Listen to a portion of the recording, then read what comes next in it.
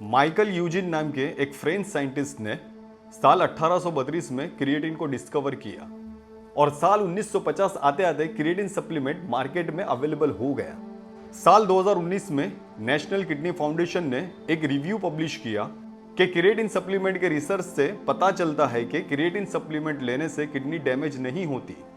हाँ, आपने सही सुना, क्रिएटिन सप्लीमेंट लेने से किडनी डैमेज नहीं होती, बल्कि किडनी खुद नॉर्मल काम करने के लिए क्रिएटिन यूज करती है।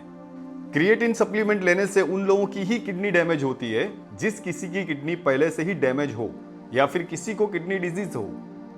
जिसकी किडनी फ्रेश है या फिर किडनी में कोई डैमेज नहीं, अगर वो क्रिएटिन लेता है तो उसको कोई प्रॉब्लम नहीं होती, क्योंकि क्रिएटिन बिल्कुल नेचुरल है और ह्यूमन बॉडी खुद पैनक्रियास, लीवर और किडनी में क्रिएटिन का प्रोडक्शन करती है और इसके प्रोडक्शन के लिए बॉडी 3 अमीनो एसिड का इस्तेमाल करती है, जैसे कि आर्जिनाइन, ग्लाइसिन और मिथियोनिन। और इस क्रिएटिन को मसल में ट्रांसफर कर दिया जाता है। मसल में बॉडी एनारोबिक एक्सरसाइज में क्रिएटिन से एनर्जी जनरेट करने का काम करती है। इसी वजह से जब भी हम वेट ट्रेनिंग करते हैं उस वक्त बॉडी क्रिएटिन से एनर्जी जनरेट करती है। जिस किसी की बॉडी में मसल मास ज्यादा होता है उसकी बॉडी में क्रिएटिन का प्रोडक्शन ज्यादा होता है, और जिसकी बॉडी में मसल मास कम होता है उसकी बॉडी का क्रिएटिन का प्रोडक्शन कम होता है। साल 2018 में journal of international society of sports nutrition ने यह माना कि क्रिएटिन से हाई इंटेंसिटी एक्सरसाइज में एनर्जी मिलती है। नॉन वेजिटेरियन को क्रिएटिन रेड मीट और सी फूड से मिलता है, पर जो लोग वेजिटेरियंस हैं और वो एक्सरसाइज भी करते हैं तो उनको खाने से तो क्रिएटिन मिलता नहीं, तो अगर वो क्रिएटिन सप्लीमेंट लेते हैं तो उनका मसल डेवलपमेंट फास्ट होगा और फैट लॉस जल्दी होगा। और ओल्डर एडल्ट्स के लिए भी, यानी जिनकी एज ज्यादा है, उनको भी क्रिएटिन सप्लीमेंट लेने से उनकी स्ट्रेंथ बढ़ती है, मतलब उनको भी क्रिएटिन से फायदा मिलता है।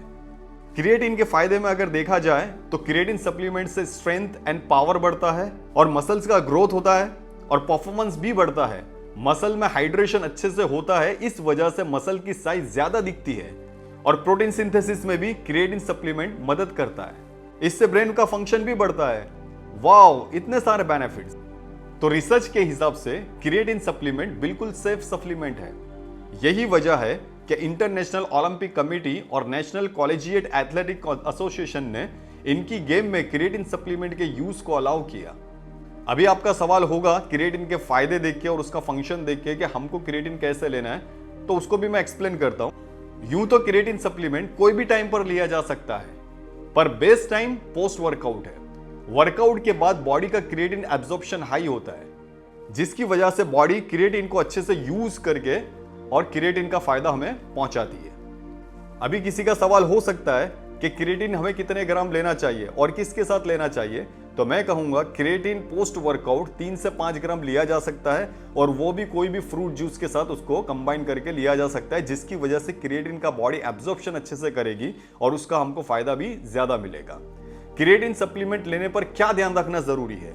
सिर्फ 2 चीजों का ध्यान रखना बहुत जरूरी है अगर आप चाहते हो कि क्रिएटिन के मैक्सिमम बेनिफिट मिले। एक तो पानी अच्छे से पीना है जिससे बॉडी में हाइड्रेशन बना रहेगा। दूसरा, प्रोटीन अच्छे से खाना है ताकि मसल डेवलपमेंट फास्ट हो। इस तरह की साइंटिफिक इंफॉर्मेशन के लिए आप हमारे साथ जुड़े रहिए। मिलते हैं नेक्स्ट वीडियो में, तब तक के लिए सलाम, नमस्ते।